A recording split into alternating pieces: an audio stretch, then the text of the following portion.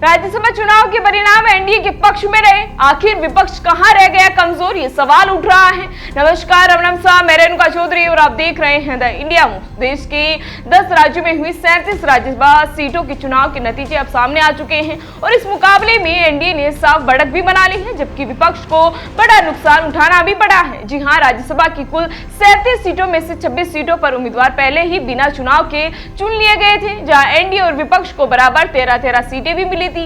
असली मुकाबला बाकी 11 सीटों पर हुआ, जो बिहार, हरियाणा, उड़ीसा की रही हैं। अब इन सीटों पर हुए चुनाव में एनडीए ने शानदार प्रदर्शन करते हुए 9 सीटें जीत ली है, जबकि विपक्ष सिर्फ 2 सीटों पर ही सिमट गया है। इस तरह फाइनल नतीजों में एनडीए के खाते में कुल 22 सीटें आई हैं, जबकि विपक्ष के पास 15 सीटें ही रह गई हैं। अब सवाल ये उठता है कि आखिर किसे नुकसान और किसे फायदा हुआ है। आइए जानते हैं इसके बारे में। अगर पार्टियों के हिसाब से देखिए तो बीजेपी को सबसे ज्यादा फायदा हुआ है। बीजेपी की सीटें 9 से बढ़कर 13 हो गई हैं। वहीं उसके सहयोगी दलों जैसे जेडीयू, शिवसेना शिंदे गुट, एनसीपी अजित पवार गुट और एआईएडीएमके और अन्य दलों ने अपनी अपनी सीटें जीतकर गठबंधन को मजबूत बनाया है। तो दूसरी ओर विपक्ष में कांग्रेस को 6 सीटें मिली हैं। ऑल इंडिया तृणमूल कांग्रेस को 4 सीटें और डीएमके को 3 सीटें हासिल हुई हैं, लेकिन कई जगहों पर भी उन्हें नुकसान भी झेलना पड़ा है। वहीं राज्यों की बात करें तो महाराष्ट्र में बीजेपी ने 4 सीटें जीतकर अपनी स्थिति मजबूत की, जबकि बाकी सीटें अन्य दलों में बटी हैं। तमिलनाडु में डीएमके को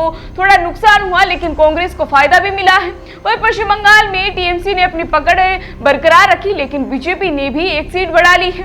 बिहार में जेडीयू ने अपनी सीट बचा ली, लेकिन आरजेडी को नुकसान भी हुआ है और बीजेपी को फायदा मिला है। वहीं उड़ीसा की बात करें तो उड़ीसा में बीजेपी ने अच्छा प्रदर्शन किया और बीजेडी को पीछे छोड़ दिया है। असम, छत्तीसगढ़, तेलंगाना और अन्य राज्यों में भी छोटे छोटे बदलाव देखने को मिले हैं, जो कुल मिलाकर एनडीए के पक्ष में आ गए हैं। सबसे दिलचस्प की बात तो ये रही है कि चुनाव से पहले एनडीए के पास सिर्फ 12 सीटें थी, जो अब बढ़कर 22 हो गई हैं, यानी उसे 10 सीटों का सीधा फायदा हुआ है। वहीं विपक्ष के पास पहले 25 सीटें थी, जो अब घटकर 15 रह गई हैं। इसका मतलब साफ है कि विपक्ष को भी 10 सीटों का नुकसान हुआ है। अब सबसे बड़ा सवाल ये उठता है कि आखिर विपक्ष कहां चूक गया है। क्या रणनीति में कमी रह गई है या फिर अंदरूनी मतभेद इसका कारण बने हैं। वहीं दूसरी ओर एनडीए की रणनीति काफी मजबूत भी नजर आई, जिसने उसे ये बढ़त भी दिलाई है। यानी ये नतीजे आने वाले समय की राजनीति का संकेत भी दे रहे हैं। अब ये देखना दिलचस्प होगा कि क्या एनडीए अपनी यह बढ़त आगे भी बनाए रखेगा या विपक्ष वापसी करने में कामयाब होगा। आपको इस पर क्या लगता है, भविष्य में